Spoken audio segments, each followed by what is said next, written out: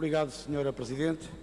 Eu, há pouco, tinha perguntado ao Sr. Ministro se não considerava terem sido as políticas do Governo que levaram à triste situação que hoje nós estamos a viver. E o Sr. Ministro não tendo respondido, e como ao silêncio também tem uma leitura, eu terei de concluir que o Sr. Ministro partilha da leitura que eu faço, o que de certa forma facilita as coisas.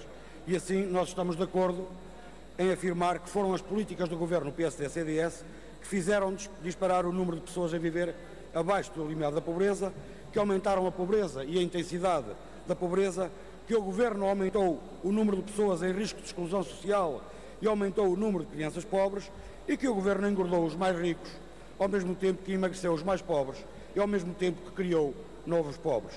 Também, Sr. Ministro, era muito difícil negar as evidências, só mesmo quem não tivesse lido o relatório do INE, porque ainda há aquelas pessoas que leem todos os relatórios do FMI, mas não leem o relatório do INE, que é este que está em causa, porque de facto os dados do INE mostram de forma muito clara que o Governo não só provocou a degradação das condições de vida dos mais pobres, como ainda multiplicou o número dos mais pobres. Os mais pobres são hoje mais e vivem em piores condições.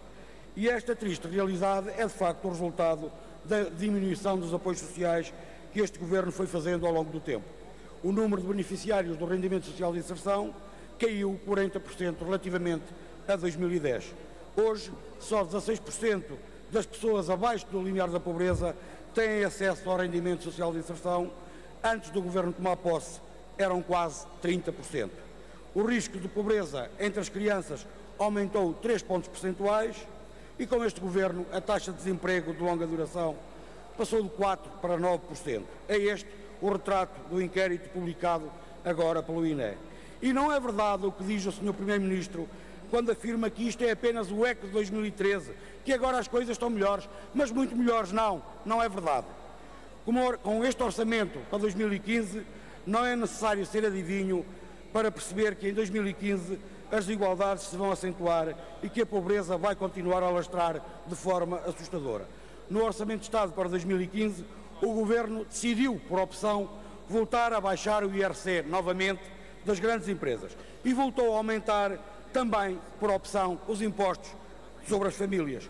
O Governo, por opção, decidiu cortar mais 100 milhões de euros em prestações sociais e também, por opção, acabou por pedir apenas à banca 30 milhões de euros que nem sequer vão para os cofres do Estado porque ficam ao dispor na banca no Fundo de Resolução. E, portanto, em 2015 os números vão ser ainda piores do que aqueles que nós hoje estamos aqui a analisar e, mais uma vez, o Sr. Primeiro-Ministro faltou à verdade. É bom que ele leia o relatório do INE, ele e outros senhores deputados, como o Sr. Deputado Adão e Silva, que leia os relatórios todos do FMI, mas o do INE não lê. Temos pena, lamentamos.